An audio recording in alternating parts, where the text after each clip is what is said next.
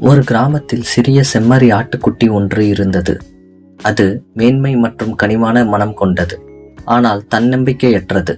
குளத்தில் தன் பிரதிபலிப்பை ஒவ்வொரு முறை பார்க்கும் போதும், இந்த புல்வெளியை கடக்க முடியாது, எனக்கு தைரியம் இல்லை என்று எண்ணிக்கொள்ளும். ஒரு மாலை பொழுதில் மின்னும் நட்சத்திரங்கள் நிறைந்த வானத்தின் கீழ் நின்று, நான் வலிமையாக இருக்க விரும்புகிறேன், ஆனால் என்னால் முடியவில்லை என்றது. பிறகு ஆந்தை ஒன்று ஒரு மரக்கிளையின் மேல் வந்து உட்கார்ந்து மென்மையான குரலில் ஆட்டுக்குட்டியிடம் கூறியது, நீ என்ன நினைக்கிறாயோ அதுவாகவே இருக்கிறாய், நீ என்ன உணர்கிறாயோ அதையே நீ இருக்கிறாய் என்றது. ஆனால் அதுபோல் எப்படி நினைப்பது, உணர்வது என்று எனக்கு தெரியாது என்றது ஆட்டுக்குட்டி.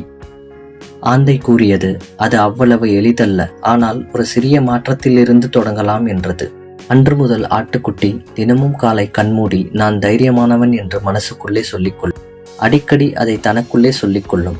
காட்டுப்பூக்கள், பட்டாம்பூச்சிகள், நீரோடைகள் மற்றும் இதுவரை சந்தித்திராத ஒரு புல்வெளியை கற்பனை செய்தது. ஒரு நாள் மலை ஏற வலுவான காற்று அதன் கால்களை கீழே இழுத்தது. ஆனால் அதன் மனம் நீ வலிமையானவன் என உணர்த்தியது. முன்னோக்கி சென்றது. அழகான புல்வெளி, பட்டாம்பூச்சி என தான் கண்ட கனவை நினைத்து பார்த்தது.